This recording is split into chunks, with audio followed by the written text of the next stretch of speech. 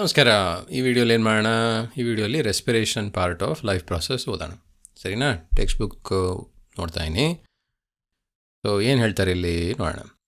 We have discuss nutrition in organisms in the last section. ಹಿಂದಿನ ಸೆಕ್ಷನಲ್ಲಿ ನಾವು nutrition ಬಗ್ಗೆ ಡಿಸ್ಕಸ್ ಮಾಡಿದ್ವಿ. ಈ ಸೆಕ್ಷನಲ್ಲಿ ಏನು ಮಾಡ್ತೀವಿ ನೋಡೋಣ. The food material taken in during the process of nutrition is used in cells to provide energy for various processes. ನ್ಯೂಟ್ರಿಷನಿಂದ ಬಂದಂತಹ ಎನರ್ಜಿಯನ್ನು ನಾವು ಬೇರೆ ಬೇರೆ ಕೆಲಸಕ್ಕೆ ದೇಹದಲ್ಲಿ ಯೂಸ್ ಮಾಡ್ತೀವಿ. Diverse organisms do this in different ways. ಬೇರೆ ಬೇರೆ ಆರ್ಗ್ಯಾನಿಸಮ್ಮು ಬೇರೆ ಬೇರೆ ಥರ ಮಾಡುತ್ತೆ. Some use oxygen to break down glucose completely into carbon dioxide and water. ಕೆಲವು ಆಕ್ಸಿಜನನ್ನು ಯೂಸ್ ಮಾಡಿಕೊಂಡು ಗ್ಲೂಕೋಸನ್ನು ಪೂರ್ಣವಾಗಿ ಕಾರ್ಬನ್ ಡೈಆಕ್ಸೈಡ್ ಮತ್ತು ವಾಟರ್ ಆಗಿ ಬ್ರೇಕ್ ಡೌನ್ ಮಾಡುತ್ತೆ. Some use other pathways that do not involve oxygen. ಕೆಲವು ಆಕ್ಸಿಜನ್ ಇಲ್ಲದೇ ಗ್ಲೂಕೋಸನ್ನು ಎನರ್ಜಿಯಾಗಿ ಕನ್ವರ್ಟ್ ಮಾಡಲು ದಾರಿ ಹುಡ್ಕೊಂಡಿದೆ. In all cases the first step is break down of glucose. ಎಲ್ಲ ಕೇಸ್ಗಳಲ್ಲೂ ಮೊದಲನೇ ಸ್ಟೆಪ್ಪು ಗ್ಲೂಕೋಸನ್ನು ನಾವು ಬ್ರೇಕ್ ಡೌನ್ ಮಾಡ್ತೀವಿ. ಗ್ಲೂಕೋಸ್ ಏನು? It is a 6 carbon molecule. ಅದರಲ್ಲಿ 6 ಕಾರ್ಬನ್ ಇದೆ. ಅದನ್ನು ನಾವು 3 ಕಾರ್ಬನ್ ಮಾಲಿಕ್ಯೂಲ್ ಆಗಿ ಬ್ರೇಕ್ ಡೌನ್ ಮಾಡ್ತೀವಿ. 3 ಕಾರ್ಬನ್ ಮಾಲಿಕ್ಯೂಲ್ ಆಗಿ ಬ್ರೇಕ್ ಡೌನ್ ಮಾಡ್ತೀವಿ. ಯಾವ ಥರ ಮಾಲಿಕ್ಯೂಲ್? ಪೈರುವೇಟ್ ಅನ್ನೋ ಮಾಲಿಕ್ಯೂಲನ್ನು ಪ್ರೊಡ್ಯೂಸ್ ಮಾಡ್ತೀವಿ ಗ್ಲೂಕೋಸನ್ನು ಬ್ರೇಕ್ ಡೌನ್ ಮಾಡಿ. ಆಮೇಲೇನು? This process takes place in cytoplasm. ಎಲ್ಲಾಗುತ್ತೆ? ಸೈಟೋಪ್ಲಾಸಮಲ್ಲೇ ಆಗುತ್ತೆ ಗ್ಲೂಕೋಸು ಪೈರುವೇಟ್ ಆಗೋದು. Further, the pyruvate might be converted into ethanol and carbon dioxide. Pyruvate ethanol ಮತ್ತು ಕಾರ್ಬನ್ ಡೈಆಕ್ಸೈಡ್ ಆಗಿ ಕನ್ವರ್ಟ್ ಆಗುತ್ತೆ. This process takes place in yeast during fermentation ಅಂದರೆ ಹಾಲು ಮೊಸರಾಗೋದು ಮತ್ತು ಬ್ರೆಡ್ ಮಾಡುವಾಗ ಹಾಕ್ತೀವಲ್ಲ, ಅದು ಈಸ್ಟನ್ನು ಹಾಕಿದಾಗ ಅದು ಆಕ್ಸಿಜನ್ ಇಲ್ಲದೇ ಎಥನಾಲ್ ಮತ್ತು ಕಾರ್ಬನ್ ಡೈಆಕ್ಸೈಡ್ ಮಾಡುತ್ತಂತೆ. Since this process takes place in absence of air, ಅಂದರೆ ಆಕ್ಸಿಜನ್ ಇಲ್ಲದೆ ನಡೆಯುವಾಗ ಇರೋದ್ರಿಂದ ಇದಕ್ಕೆ ನಾವು ಏನಂತ ಹೇಳ್ತೀವಿ? ಅನೇರೋಬಿಕ್ ರೆಸ್ಪಿರೇಷನ್ ಅಂತ ಹೇಳ್ತೀವಿ. ಅನೇರೋಬಿಕ್ ರೆಸ್ಪಿರೇಷನ್ ಅಂದರೆ ಆಕ್ಸಿಜನ್ ಇಲ್ಲದೆ ಆಗುವಂತಹ ರೆಸ್ಪಿರೇಷನ್ ಅಂತ.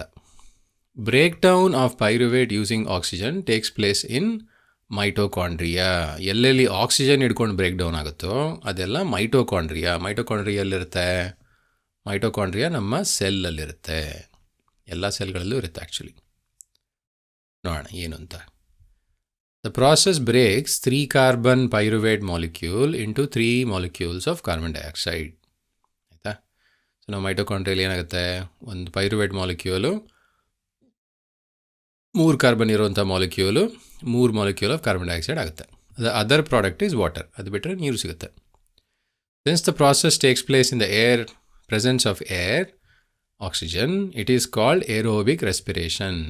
ಇದು ಗಾಳಿ ಇರುವಾಗ ಆಗುವಂತಹ ಪ್ರಾಸೆಸ್ ಆದ್ದರಿಂದ ಇದನ್ನು ಏರೋಬಿಕ್ ರೆಸ್ಪಿರೇಷನ್ ಅಂತ ಹೇಳ್ತೀವಿ. ಇನ್ನು ಹಳೆದೇನಿತ್ತು ಈಸ್ಟಲ್ಲೇ, ಅದು ಅನೇರೋಬಿಕ್ ಇತ್ತು, ಇದು ಏರೋಬಿಕ್.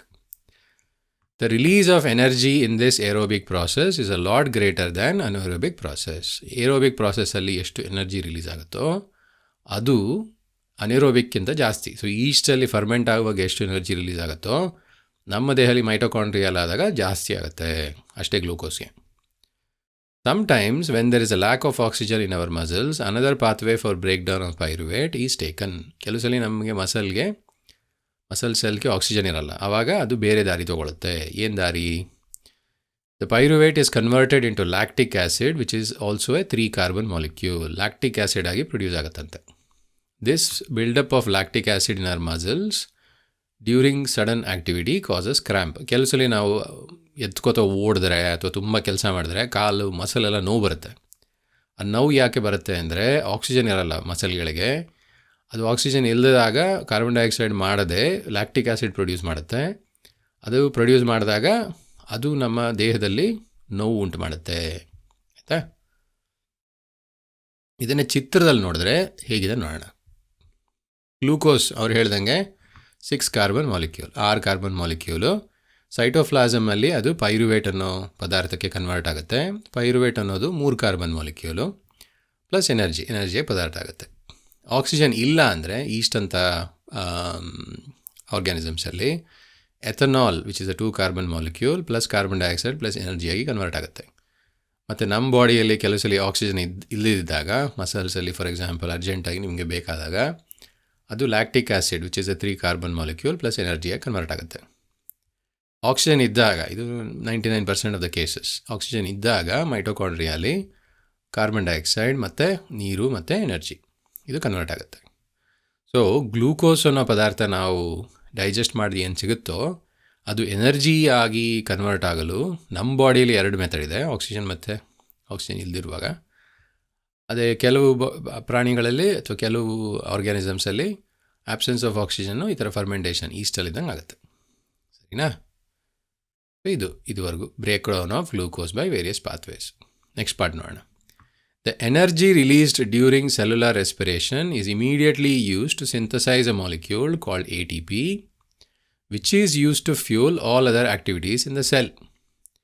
ಈಗ ನಾವು ಈ ಥರ ಗ್ಲೂಕೋಸ್ ಬ್ರೇಕ್ ಡೌನ್ ಆದಾಗ ಏನು ಎನರ್ಜಿ ಸಿಗುತ್ತೋ ಅದನ್ನು ಏನು ಮಾಡುತ್ತೆ ಬಾಡಿ, ಒಂದು ಮಾಲಿಕ್ಯೂಲ್ ತಯಾರು ಮಾಡುತ್ತೆ. ಸಿಂಥಸೈಸ್ ಅಂದರೆ ಕ್ರಿಯೇಟ್. ಯಾವ ಮಾಲಿಕ್ಯೂಲ್ ತಯಾರು ಮಾಡುತ್ತೆ? ATP ಅನ್ನೋ ಮಾಲಿಕ್ಯೂಲ್ ತಯಾರು ಮಾಡುತ್ತೆ. ಯಾಕೆ?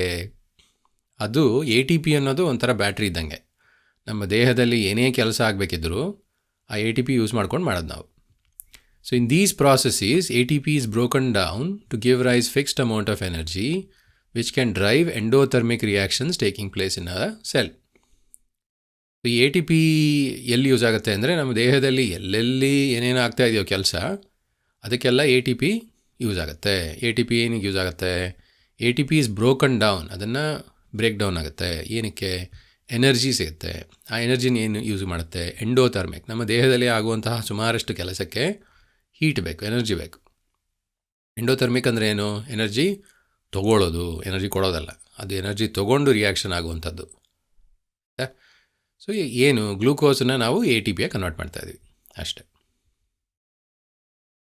ನೆಕ್ಸ್ಟ್ ಹೋಗೋಣ.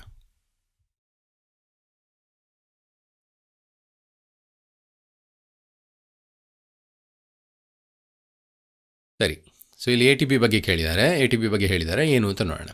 ATP is the energy currency of most cellular process. ನಾನು ಹೇಳ್ದಂಗೆ ATP ನಮ್ಮ ದೇಹದಲ್ಲಿ ಆಗುವಂತಹ ಎಲ್ಲ ಕೆಲಸಕ್ಕೆ ಒಂಥರ energy currency. The energy release during the process of respiration is use to make an ATP molecule from ADP and inorganic phosphate. ADP ಅನ್ನೋದು ರಾ material, phosphate ಅನ್ನೋದು ರಾ ಮೆಟೀರಿಯಲ್ಲು. ಎನರ್ಜಿ ತೊಗೊಂಡು, ಎಲ್ಲಿಂದ ಬಂದ ಎನರ್ಜಿ? ಗ್ಲೂಕೋಸಿಂದ ಬಂದಿದ್ದ ಎನರ್ಜಿ. ಆ ಎನರ್ಜಿ ತೊಗೊಂಡು ATP ಅನ್ನೋದನ್ನು produce ಮಾಡ್ತಾಯಿದ್ವಿ. ಆಮೇಲೆ ಏನು ಮಾಡ್ತೀವಿ? Endothermic processes in the cell then use ATP to drive reaction. Endothermic ಅಂದರೆ ಯಾವುದಕ್ಕೆ ಎನರ್ಜಿ ಬೇಕೋ ಅವುಗಳೇನು ಮಾಡುತ್ತೆ? ATP ಯೂಸ್ ಮಾಡಿಕೊಂಡು ಅವುಗಳಿಗೆ ಏನೇನು ಬಾಡಿಯಲ್ಲಿ ಕೆಲಸ ಇದೆಯೋ ಅದೆಲ್ಲ ಮಾಡುತ್ತೆ. ಅಂದರೆ ಮಸಲ್ ಕಾಂಟ್ರಾಕ್ಟ್ ಆಗೋದಾಗಲಿ, ಪ್ರೋಟೀನ್ ಮಾಡೋದಾಗಲಿ, ಅಥವಾ ಬೋನ್ನ ತಯಾರು ಮಾಡೋದು, ಇದೆಲ್ಲದಕ್ಕೂ ಯೂಸ್ ಆಗುತ್ತೆ. When the terminal phosphate link in ATP is broken using water, the energy released, energy equivalent to 30.5 kilojoules per mole is released. ಈ ATP ಅನ್ನೋದನ್ನು ನಾವು ನೀರಲ್ಲಿ ಬ್ರೇಕ್ ಮಾಡಿದಾಗ ಆವಾಗ 30, ಒಂದು ಮೋಲ್ ಅಂದರೆ ಸುಮಾರಷ್ಟು ಮಾಲಿಕ್ಯೂಲ್, 30.5 kilojoules ಅಷ್ಟು ಎನರ್ಜಿ ರಿಲೀಸ್ ಆಗುತ್ತೆ. ಸೊ ಅದಕ್ಕೆ ಏನಂತ ಹೇಳ್ತಿದ್ದಾರೆ? Think of how A battery can provide energy for many different uses. ಒಂದು ಬ್ಯಾಟ್ರಿ ತೊಗೊಂಡು ನಾವು ಏನೆಲ್ಲ ಮಾಡ್ಬೋದಲ್ವಾ? ಬ್ಯಾಟ್ರಿ ತೊಗೊಂಡು ಟಾರ್ಚ್ಗೆ ಹಾಕ್ಬೋದು, ಬ್ಯಾಟ್ರಿ ತೊಗೊಂಡು ಆಟ ಸಾಮಾನ್ಗೆ ಹಾಕ್ಬೋದು, ಬ್ಯಾಟ್ರಿ ತೊಗೊಂಡು ನಿಮ್ಮ ಫೋನ್ಗೆ ಹಾಕ್ಬೋದು, ಬ್ಯಾಟ್ರಿ ತೊಗೊಂಡು ನಿಮ್ಮದು ವಾಚ್ಗೆ ಹಾಕ್ಬೋದು. ಸೊ ಅದೇ ಥರ ಇಟ್ ಕ್ಯಾನ್ ಬಿ, ಇಲ್ಲಿ ಹೇಳಿದ್ದಾರೆ, it can be used, a battery can be used for mechanical energy, light energy, electrical energy and so on. Similarly, ATP can be used in the cells for contraction of muscles, protein synthesis, conduction of nerve impulses and many other activity. So ದೇಹದಲ್ಲಿ ಆಗುವಂತಹ ಎಲ್ಲ ಕಾರ್ಯಕ್ಕೆ ATP ಒಂಥರ ಇಂಧನ, ಆಯಿತಾ? So that is the main thing. It is the fuel or energy. So ಅದಕ್ಕೆ ಇಲ್ಲಿ energy currency ಅಂತ ಹೇಳ್ತಾ ಇದ್ದಾರೆ. ಸರಿನಾ? ಮುಂದೋಗೋಣ.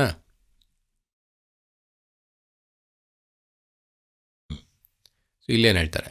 Since the aerobic respiration pathway depends on oxygen. Aerobic respiration ಅಂದರೆ ಆಕ್ಸಿಜನ್ ಇದ್ದು ಎಲ್ಲಿ ರೆಸ್ಪಿರೇಷನ್ ಆಗುತ್ತೋ ಅದು oxygen ಬೇಕಾಗಿರೋದ್ರಿಂದ Aerobic organisms need to ensure that there is sufficient intake of oxygen. Sufficient intake of oxygen ಅಂದರೆ ಯಾರಿಗೆ ಆಕ್ಸಿಜನ್ ಹಿಡ್ಕೊಂಡು ಈ ಥರ ರೆಸ್ಪಿರೇಷನ್ ಮಾಡ್ತೀವೋ ಅವ್ರಿಗೆ ಆಕ್ಸಿಜನ್ ಬೇಕು ಹೇಳ್ತಾ ಇದ್ದಾರೆ. So we have seen that plants exchange gases through stomata and large intracellular spaces ensure that all cells are contact in air. So ಗಿಡಗಳಲ್ಲಿ ಹೇಗೆ ಆಗುತ್ತೆ, ಸ್ಟೊಮ್ಯಾಟಾ ಮೂಲಕ ಎಕ್ಸ್ಚೇಂಜ್ ಆಗುತ್ತೆ ಮತ್ತು ತುಂಬ ದೊಡ್ಡದು ಸ್ಪೇಸ್ ಇರೋದಕ್ಕೆ ಇಂಟರ್ಸೆಲ್ಯುಲರ್ ಸ್ಪೇಸಸ್ ಅಂದರೆ 2 ಸೆಲ್ ಮಧ್ಯೆ ಇರೋ ಸ್ಪೇಸು ತುಂಬ ದೊಡ್ಡದಿರೋದ್ರಿಂದ ಎಲ್ಲ ಸೆಲ್ಲು ಏರ್ ಜೊತೆ ಕಾಂಟ್ಯಾಕ್ಟ್ ಇರುತ್ತಂತೆ ಗಿಡದಲ್ಲಿ. ಸೊ ಅವಾಗ ಏನಾಗುತ್ತೆ, ಕಾರ್ಬನ್ ಡೈಆಕ್ಸೈಡ್ ಮತ್ತು ಆಕ್ಸಿಜನ್ನು ಡಿಫ್ಯೂಷನಿಂದ ಎಕ್ಸ್ಚೇಂಜ್ ಆಗುತ್ತೆ. ಡಿಫ್ಯೂಷನ್ ಅಂದರೆ ಎಲ್ಲಿ ಜಾಸ್ತಿ ಇರುತ್ತೋ ಅಲ್ಲಿಂದ ಎಲ್ಲಿ ಕಮ್ಮಿ ಇರುತ್ತೋ ಅದು ಯೂಶಲಿ ಈ ಗ್ಯಾಸ್ಗಳು ಮಾಡುತ್ತೆ. ಈಗ ಫಾರ್ ಎಕ್ಸಾಂಪಲ್ ನಿಮ್ಮ ಮನೆಯಲ್ಲಿ ಒಂದು ಕಡೆ ಏನೋ ಆಯಿತು, ಸೊ ಏನೋ ಸ್ವಲ್ಪ ಹೊಗೆ ಬಂತು ಅಂತ ಇಟ್ಕೊಳ್ಳಿ, ಅದು ಬಾಕಿ ಕಡೆಗೆಲ್ಲ ಹರಡುತ್ತಲ್ವ. ಆ ಹರಡೋದು ಯಾಕೆ ಹರಡುತ್ತೆ, ಎಲ್ಲಿ ಕಾನ್ಸಂಟ್ರೇಷನ್ ಜಾಸ್ತಿ ಇದೆಯೋ ಅಲ್ಲಿಂದ ಎಲ್ಲಿ ಕಾನ್ಸಂಟ್ರೇಷನ್ ಕಮ್ಮಿ ಇದೆಯೋ ಅಲ್ಲಿ ಹೋಗುತ್ತೆ. ಇದು ನ್ಯಾಚುರಲ್, ಎಲ್ಲ ಗಾಳಿಗಳು ಮಾಡುತ್ತೆ. ಸೊ ಗಿಡಗಳಲ್ಲಿ ಇದು ಡಿಫ್ಯೂಷನ್ ಮೂಲಕ ಆಗುತ್ತೆ. They can go into cells and away from and out into the air. So diffusion ಹಿಡ್ಕೊಂಡು ಸೆಲ್ ಒಳಗೆ ಸೆಲ್ಲಿಂದ ಹೊರಗೆ ಹೋಗೋಕ್ಕೆ ಸಾಧ್ಯ. The direction of the diffusion depends on environmental conditions and requirements of the plant. Diffusion ಅಂದರೆ ಗಾಳಿಯಿಂದ ಗಿಡಕ್ಕೆ ಹೋಗ್ತಾ ಇದೆಯೋ ಅದು ಗಿಡದಿಂದ ಗಾಳಿಗೆ ಹೋಗ್ತಾ ಇದೆಯೋ ಅದು ಎನ್ವೈರ್ನಮೆಂಟಲ್ ಕಂಡೀಷನ್ಸ್ ಮತ್ತು ಆ ಪ್ಲ್ಯಾಂಟಿನ ರಿಕ್ವೈರ್ಮೆಂಟ್ ಏನು, ಆ ಪ್ಲ್ಯಾಂಟಿಗೆ ಏನು ಬೇಕೋ ಅದ್ರ ಮೇಲೆ ಯೂಸ್ ಆಗುತ್ತೆ. At night there is no photosynthesis occurring. ರಾತ್ರಿ ಫೋಟೋಸಿಂಥಸಿಸ್ ಆಗಲ್ಲ. ಯಾಕಂದರೆ ರಾತ್ರಿ ಎಲ್ಲಿದೆ ಬೆಳಕು ಬೇಕಲ್ವಾ ಫೋಟೋಸಿಂಥಸಿಸ್ಗೆ. ಸೊ ರಾತ್ರಿ ಫೋಟೋಸಿಂಥಸಿಸ್ ಆಗಲ್ಲ. ಆದ್ದರಿಂದ CO2 elimination is A major exchange going ಅವೇ. ಏನಂದರೆ ಪ್ಲ್ಯಾಂಟ್ಗೂ ಅವುಗಳ ಕೆಲಸಕ್ಕೂ ಆಕ್ಸಿಜನ್ ಬೇಕು. ಆಕ್ಸಿಜನ್ ತೊಗೊಂಡು ಕಾರ್ಬನ್ ಡೈಆಕ್ಸೈಡ್ ಪ್ರೊಡ್ಯೂಸ್ ಮಾಡುತ್ತೆ. ಅದಕ್ಕೂ ಪ್ಲ್ಯಾಂಟ್ಗೂ ಎನರ್ಜಿ ಬೇಕಲ್ಲ ಎಲ್ಲ ಕೆಲಸಕ್ಕೆ. ಸೊ ಅದಕ್ಕೆಲ್ಲ ಪ್ರೊಡ್ಯೂಸ್ ಆಗುತ್ತೆ. ಸೊ ಆ ಎನರ್ಜಿಯನ್ನು ತಗೊಂಡು ಕೆಲಸ ಮಾಡುವಾಗ CO2 ಪ್ರೊಡ್ಯೂಸ್ ಆಗೋದು, ಅದನ್ನೇ ಎಲಿಮಿನೇಟ್ ಮಾಡಬೇಕು ಅಂದರೆ ಆ ಪ್ಲ್ಯಾಂಟಿಂದ ತೆಗಿಬೇಕು ಆಯಿತಾ. ಸೊ ಪ್ಲ್ಯಾಂಟಿಂದ ತೆಗಿಬೇಕು. ಅದನ್ನು ಹೆಂಗೆ ತೆಗಿಯೋದು, ರಾತ್ರಿ ಹೊತ್ತು ಈ ಎಲೆಯಿಂದ ಎಲ್ಲ ಕಾರ್ಬನ್ ಡೈಆಕ್ಸೈಡನ್ನು ಕೊಡುತ್ತೆ.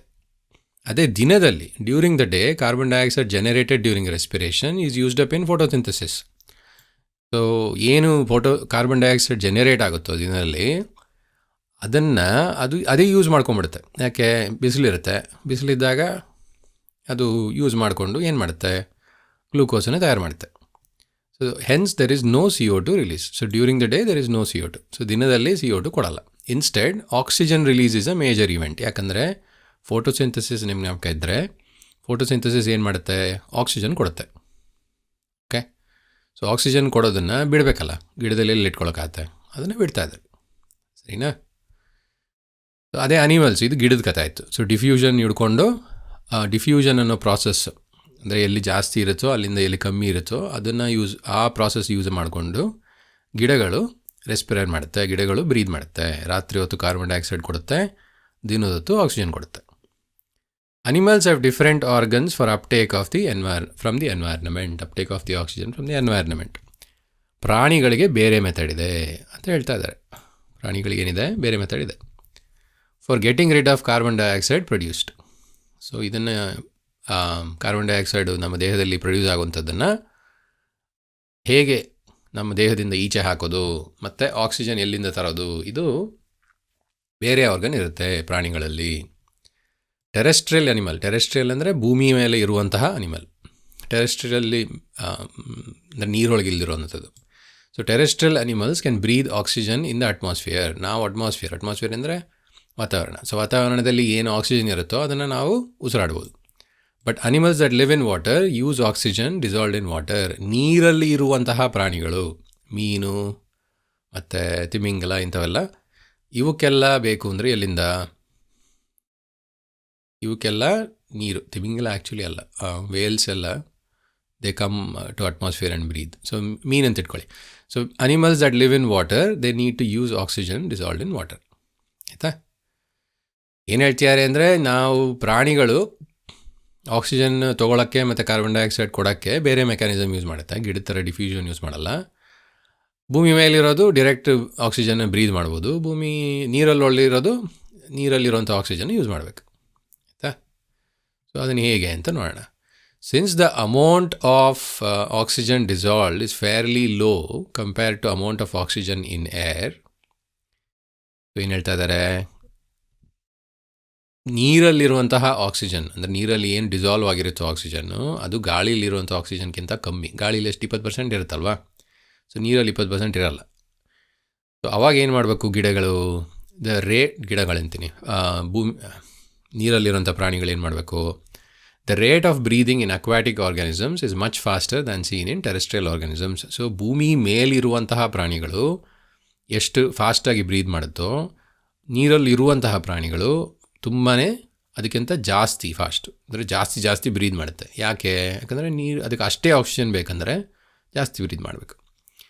Fishes take in water through their mouths and force it pass the gills where dissolved oxygen is take up by blood.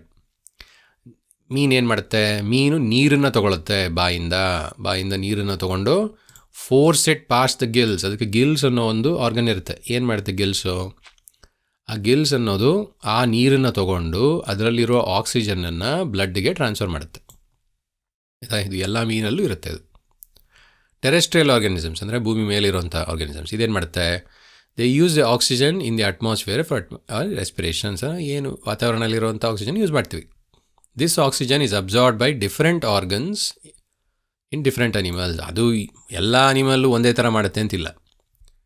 ಬೇರೆ ಬೇರೆ ಪ್ರಾಣಿಗಳು ಭೂಮಿ ಮೇಲಿರುವಂಥದ್ದು ಬೇರೆ ಬೇರೆ ಥರ ಮಾಡುತ್ತೆ. ನೋಡೋಣ. All these organs have A structure that increases the surface area which is in contact with oxygen rich atmosphere. ಈ ಎಲ್ಲ ಆರ್ಗನ್ಗಳು ಒಂದು ಸ್ಟ್ರಕ್ಚರ್ ಇರುತ್ತೆ. ಏನು ಸ್ಟ್ರಕ್ಚರು ಅಂತ ಆಮೇಲೆ ಗೊತ್ತಾಗುತ್ತೆ. ಬಟ್ ಏನು ಅಂದರೆ ಅದು ತುಂಬಾ ಆದಷ್ಟು ಎಲ್ಲೆಲ್ಲಿ ಆಕ್ಸಿಜನ್ ತೊಗೊಳತ್ತಲ್ವ ಗಾಳಿ, ನಾವು ತೊಗೊಳ್ಳೋ ಗಾಳಿಯನ್ನು ಆದಷ್ಟು ಅಬ್ಸರ್ವ್ ಮಾಡೋಕ್ಕೆ ಸರ್ಫೇಸ್ ಏರಿಯಾ ಅಂದರೆ ಅದರದ್ದು ವಿಸ್ತೀರ್ಣ ಎಷ್ಟು ಜಾಸ್ತಿ ಮಾಡೋಕ್ಕಾಗುತ್ತೋ ಅಷ್ಟು ಮಾಡುತ್ತೆ. ಹೇಗೆ ಅಂತ ನೋಡೋಣ ಮುಂದೆ.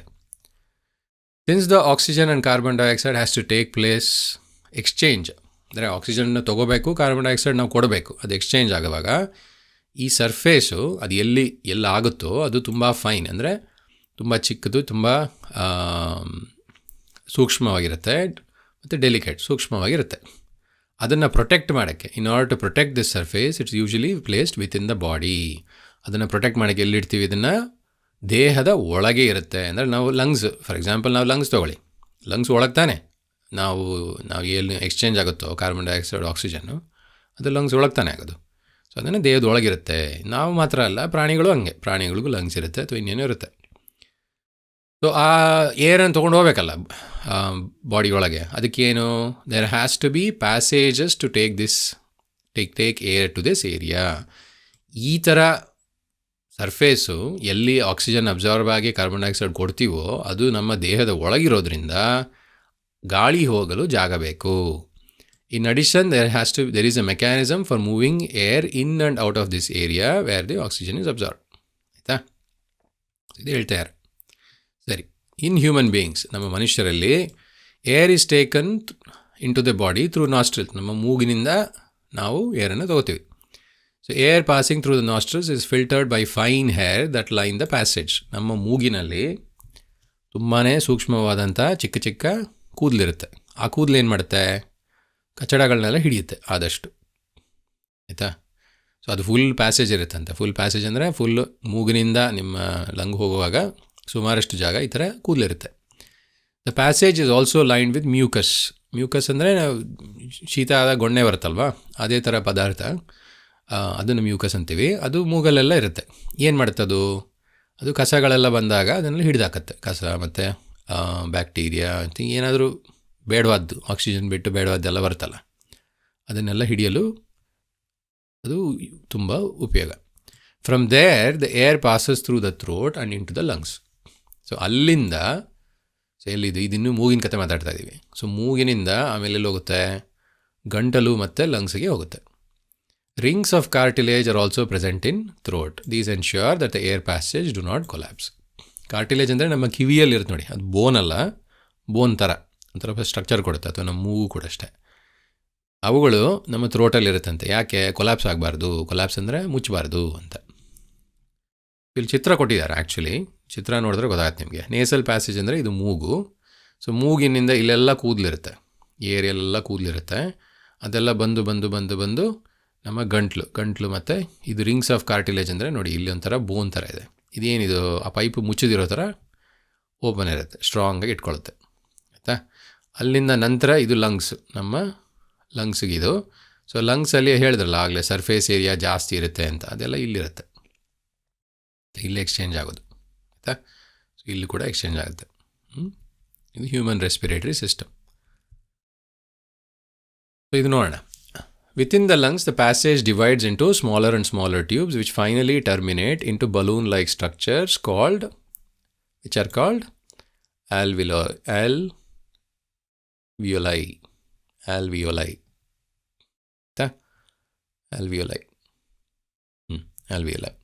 ಸೊ ಏನು ಹೇಳ್ತಾ ಇದ್ದಾರೆ, ಈ ಥರ ನಿಮ್ಮದು ಇರುತ್ತಲ್ವ ಪೈಪು, ಅದು ಹೋಗ್ತಾ ಒಂಥರ ಗಿಡದ ಥರ ಚಿಕ್ಕದಾಗಿ ಒಂಥರ ಗಿಡದ ಥರ ಎಲ್ಲ ಸ್ಟೆಮ್ಸ್ ಎಲ್ಲ ಬಂದು ಕಡೆಗೆ ಫೈನಲ್ ಪಾರ್ಟ್ ಏನು ಈ ಥರ ಆಲ್ವಿಯೋಲೈ ಒಂಥರ ಬಲೂನ್ ಥರ ಸ್ಟ್ರಕ್ಚರ್ ಆಲ್ವಿಯೋಲೈ ಇರುತ್ತೆ ಆಯಿತಾ.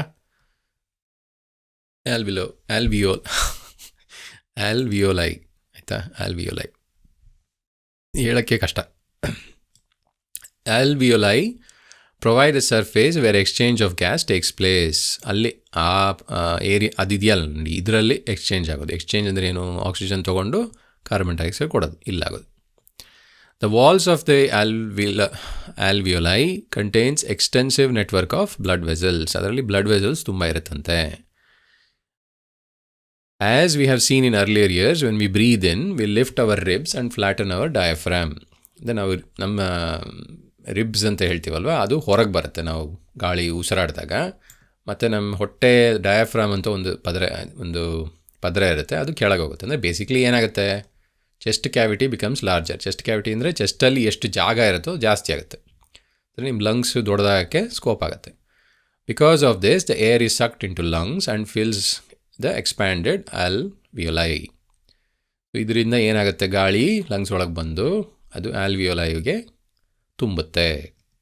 The blood brings carbon dioxide from rest of the body for release into alveoli. So blood ಏನು ಮಾಡುತ್ತೆ, ಕಾರ್ಬನ್ ಡೈಆಕ್ಸೈಡನ್ನು ತಂದು ಆಲ್ವಿಯೋಲೈಗೆ ಕೊಡುತ್ತೆ. And oxygen in the alveoli where air is taken up by blood in the blood vessels to be transported to all cells in the body. So basically ಏನಾಗುತ್ತೆ, ನಮ್ಮ ಬಾಡಿಲಿರೋ carbon dioxide ಆಲ್ವಿಯೋಲೈಗೆ ಬಂದು release ಆಗುತ್ತೆ, ಮತ್ತು oxygen ಹೊರಗಿರೋವಂಥದ್ದು ಅದು ವಾಪಸ್ಸು ಆಲ್ವಿಯೋಲರ್ blood ವೆಸಲ್ಸ್ಗೆ ಹೋಗಿ ಬೇರೆ ಪಾರ್ಟಿಗೆ ಹೋಗುವಂಥದ್ದು ದಾರಿ ಆಯಿತಾ. So during A breathing cycle when the air is taken in and taken out, lungs always contain a residual volume of air so that there is sufficient time for oxygen to be absorbed and carbon dioxide to be released.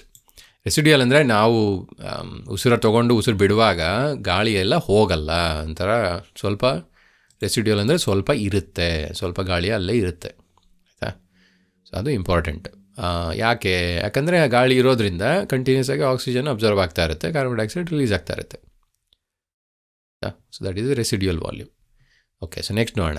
When the body size of animals is large, the diffusion pressure alone cannot take care of oxygen delivery to all parts of the body. Instead, respiratory pigments take up oxygen from the air in the lungs and carry it to the tissues which are deficient in oxygen before releasing it.